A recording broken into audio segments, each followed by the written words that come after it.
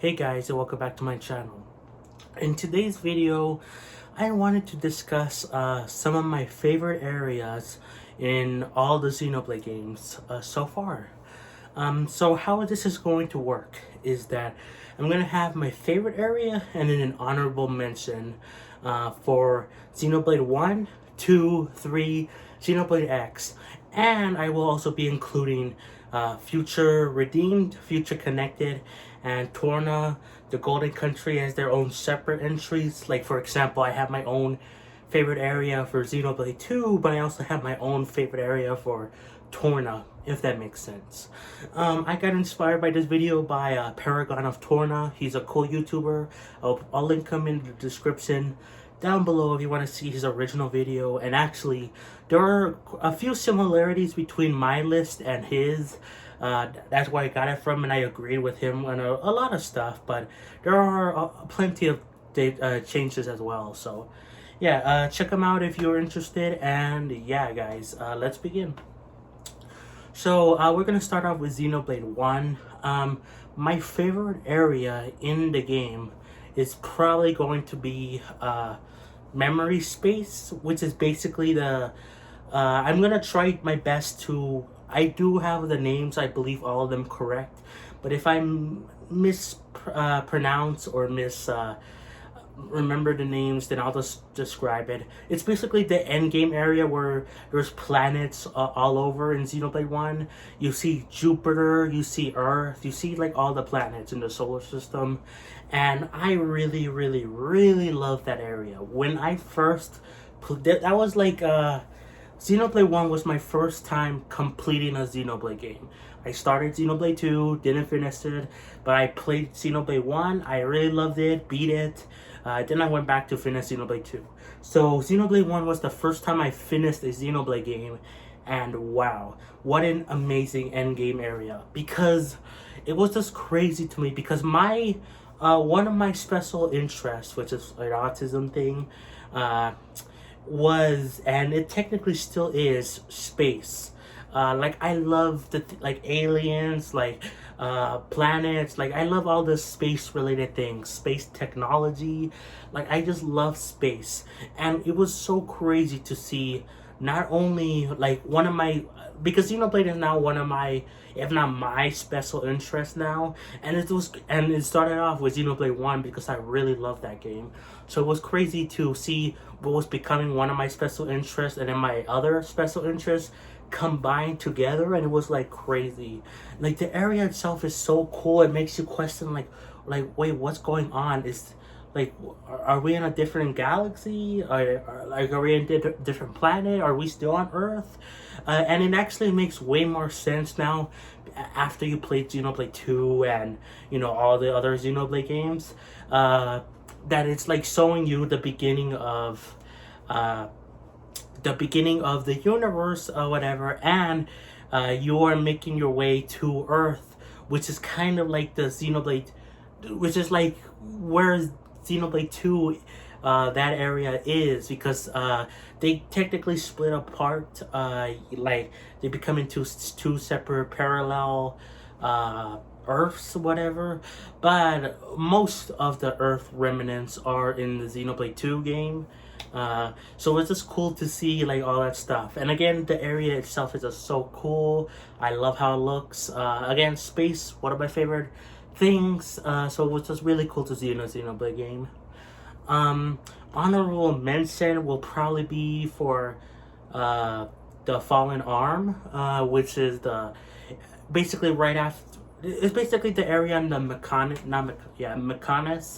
but that has fallen off, you know, hence Fallen Arm. And I really love that area because it's so peaceful. It basically allows you to relax and wind down a little bit. And it just allows you to unwind and then prepare. But all the music is great. It was cool for the first time ever to see what the Mechon, like, not Mechon, but like what the normal citizens of Mechanis look like that aren't Mechon, you know, evil killing robots. You got to see the normal people that live on there, and it was cool to see a different culture than what we were used to and for the previous part of the game. And yeah, it was just really cool to see this different side of the world we never saw until that point in the story, which was really cool because we were just told, the mechanist people are all bad, but no, that's not true. Like half of them are bad, but like the other half are like, just normal people. And like, yeah, they look different and they function different. Uh, the Machina, that's what they're called. But it was cool to see the Machina. So that's it for Xenoblade 1. For Future Connected, oh yes, Future Connected. I always get Future Redeemed and Future Connected all mixed up because they're so similar names. But Future Connected, I think my favorite area has to be Alchemoth because it's just so cool to see what happened to Alchemoth after everything went to, heck, basically. Everything went to heck. That's the safe PG word. Like, I just love how, like, you see how it's all, abandoned. You see how it, like, the greenery has started to take over. And, like, I really just love the atmosphere and how it feels so different and feels so sad to see such a prosperous city in Xenoblade 1 turn out, Probably my honorable mention is probably Grandel. I really like the city atmosphere in that. Really feels like a small community that's really cool. I love the big water near it. I love that.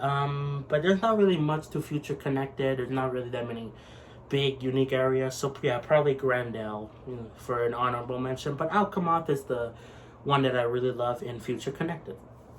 Now let's move on to Xenoblade 2. I'll do all the trilogy first, and then we'll do X.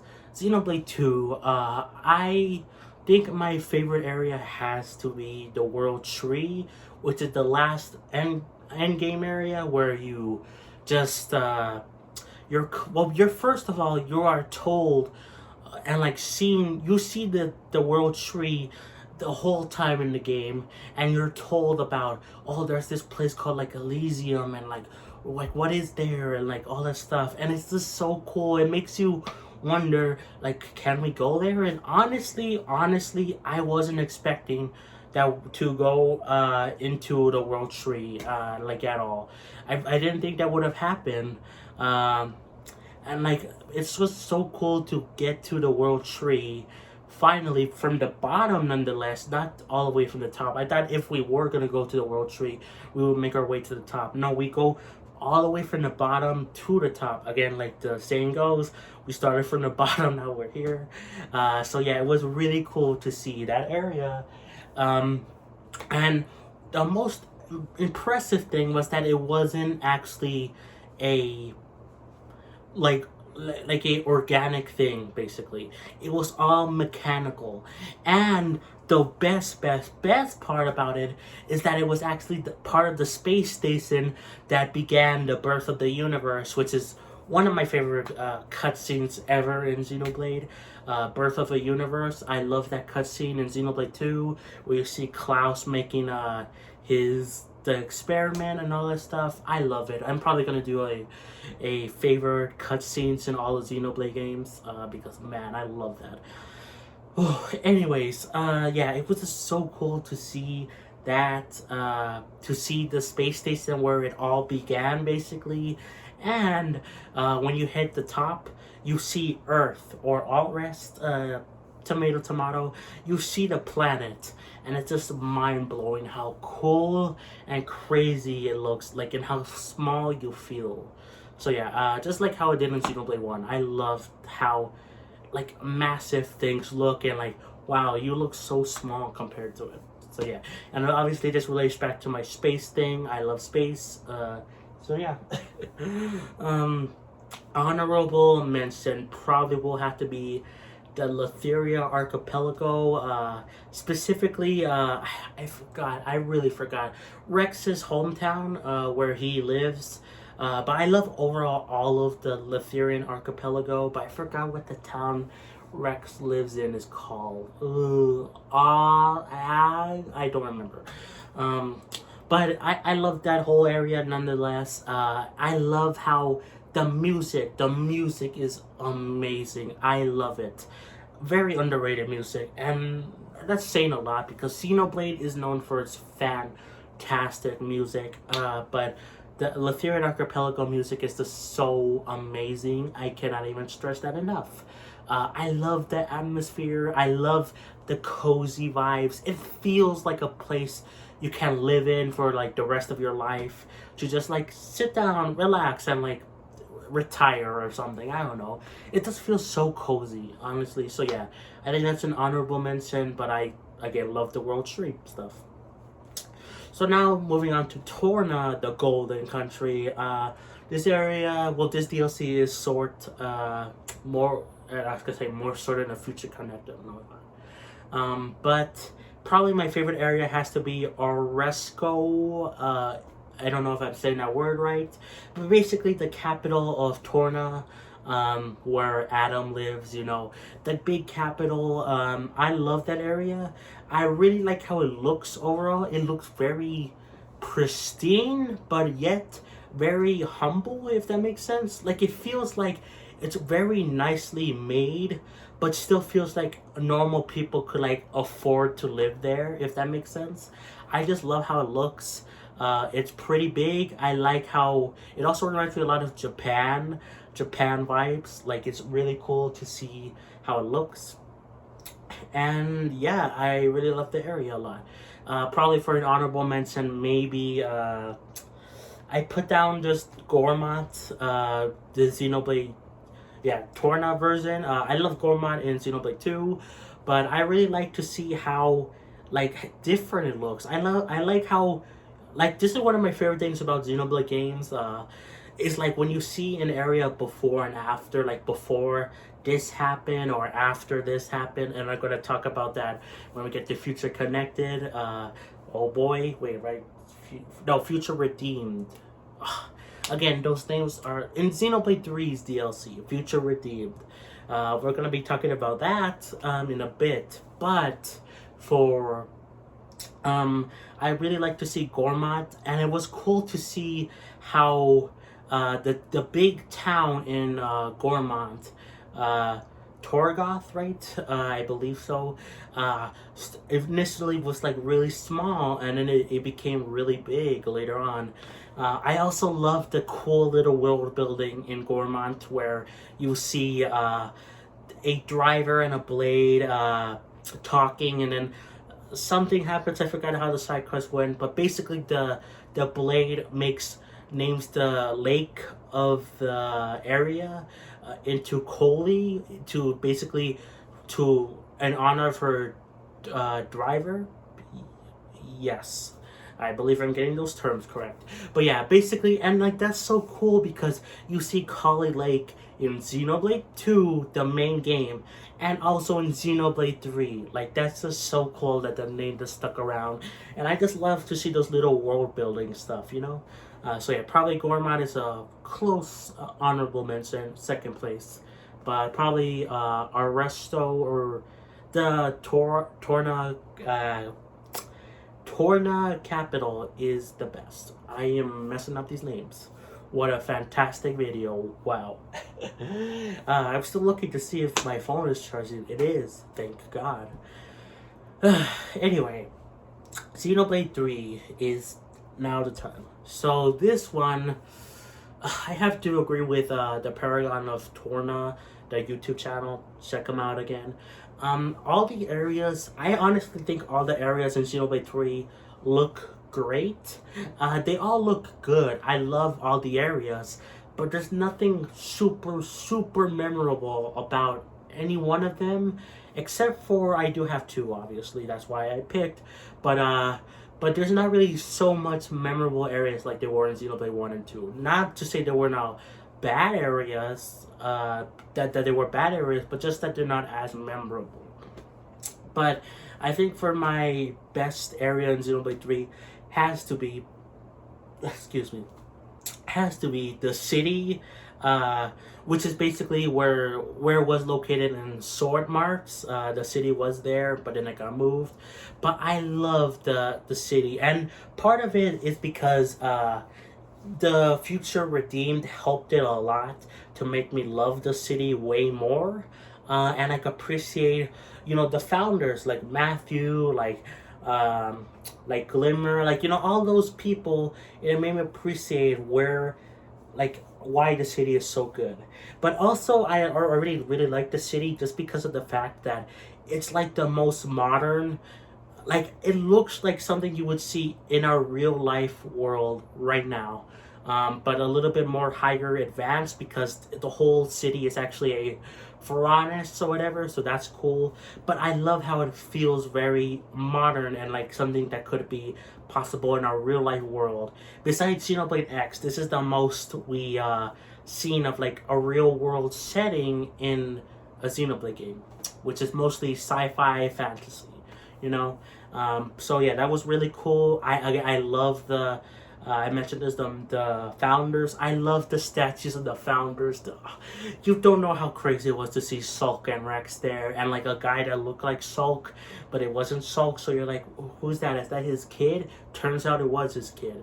But yeah, it was just so cool to see these founders for the first time, and like wondering like, what, Rex, Sulk, founders? What? They're like the mentors of the founders, but but like still, it was just so cool to see their statues there. And overall, I love the area so much.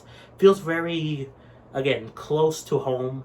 It's so yeah. An honorable mention.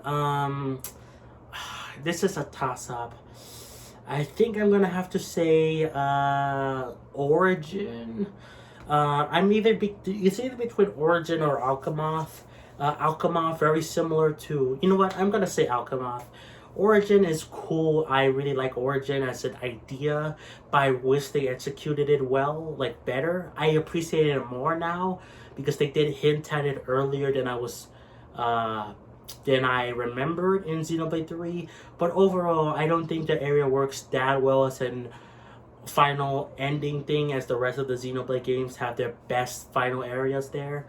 Origin is still cool. I love how it looks, but honestly, I think Alchemoth has to be again another, basically the same thing as Future Connected, where I love how different it looks from Xenoblade 1. I love how much it advanced.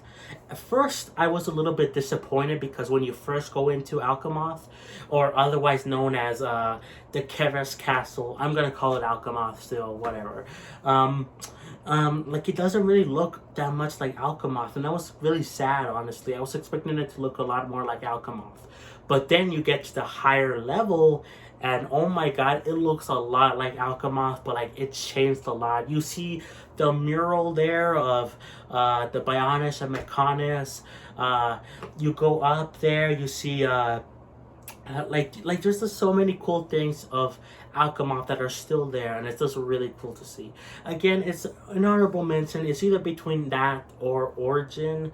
I think I might have to say Alchemoth, but I don't know. It's just hard to decide. Now, Future Redeemed, I keep messing up the names. Future Redeemed, Xenoblade 3's DLC. Very similar to Alchemoth. I'm voting for my favorite area on Future Redeemed to be Colony 9. I just love how I love that we went back to Colony 9. I was sad that we never saw it in Xenoblade 3. We have a Colony 9 in Xenoblade 3 that's a Keres colony, but it's not the original Colony 9. And it just made me sad because it made me think, like, oh, this is... And, like, what's even worse is that in the opening and ending cutscenes for Xenoblade 3, you see Colony 9. That's Colony 9 where Noah and his friends are at. And, like, it was just so sad that you couldn't see the game. You couldn't see it in the game besides those cutscenes. But it was just so cool to finally see Colony 9 again from Xenoblade 1. And I love how they played the Xenoblade 1 battle theme when you fight monsters there. That's just so cool. That's, like, honestly higher level stuff that, like, you wouldn't expect, but it's just so appreciated. Um, yeah, love that area. Again, nostalgia. But like even then, I still nostalgia for like a game I played like 2 years ago. But like I just love to see areas that are like before and after, or after and before. You know, like all that stuff. Um, Probably for an honorable mention. This is kind of hard. I don't really have an honorable mention for Future Redeem besides maybe Prison Island. I love all the areas honestly in Future Redeemed, but I think Prison Island might be my favorite just because again you revisit a thing from Xenoblade 1, and I actually think they improved upon Prison Island from Xenoblade 1. I liked how Prison Island was in Xenoblade 1 the first time around because you're like, oh, we have to get there, and then you go back there at the end. But I think it kind of overstayed its welcome at the ending. But I really like the way they did it in Future Redeemed. Felt different, but still felt familiar. So yeah, I think that's an honorable mention. Now, the last but not least Xenoblade game, Xenoblade X, often seen as the forgotten Xenoblade game, which I'm hoping one day we get a port, remaster, sequel, whatever. I want to see the game again. And I have to say my favorite area has to be I think my favorite area has to be Silicum or Xilum. Oh god, I don't remember what it's called. The name that starts with an S. There's like 5 different continents in Mira, yes. But like Silicum or Silum, I don't know how you say that name.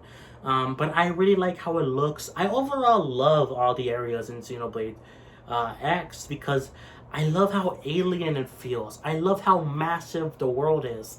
But I think Silicom does the best job at showcasing, like, wow, this is really an alien planet. Like, we are not on Earth. This is like all the other areas, they're cool, don't get me wrong. Maybe the other one that could like not top it, but like come close to Silicon is like the lava area, which I forgot what it's called, but that doesn't really feel too much like Earth. But the other ones do feel like Earth, but like alien.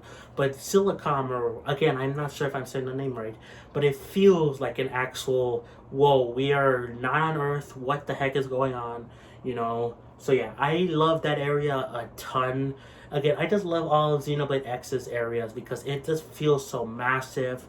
And even like not Breath of the Wild, Tears of the Kingdom, the underground area, which slight spoilers for like a minute, muted or whatever. But basically, the depths, that's the underground area. It feels a lot like Silicon or like a Xenoblade X area. I just love how alien it feels. It feels so weird, so different, and it reminded me a lot of Xenoblade X, specifically Silicon or Silum.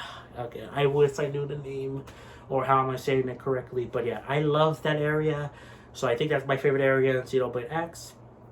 Okay, welcome back. If you paused it or muted it, I don't know. So now for an honorable mention, I think it has to be New Los Angeles. Again, I also love how in the city it felt like a human, like it basically felt like our real world, but in a Xenoblade game, and New Los Angeles feels like that completely. I love how New Los Angeles looks. It looks like just like Earth. I love how like again, it feels like a place where we would live in, and it technically is because it's a new version of Los Angeles. But like, I just love how it looks, honestly. Honorable mention, yeah. I mean, it was kind of a hard to pick between that and Silicon or Silum or whatever it's called. But I think that New Los Angeles has to be a more of a honorable mention, but it's still really, really cool. Anyways, guys, I think that's going to be it for the video. I really enjoyed talking about my best areas in Xenoblade. Really did enjoy it.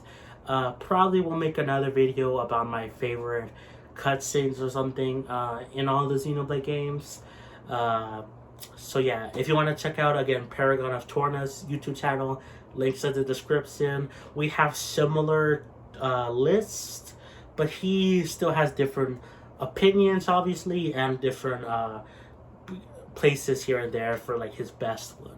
And he also did the list order differently. He combined Torna and Xenoblade 2 and Xenoblade 3 and the DLC. So yeah, but yeah, again, check him out. But yeah, guys, that's gonna be it, and I'll see you guys next time for more. I am so sorry about my phone and looking over to see if it was charging, and it is. My God, this video was a mess. I hope you still appreciate it. Thanks for watching, guys. Bye and peace.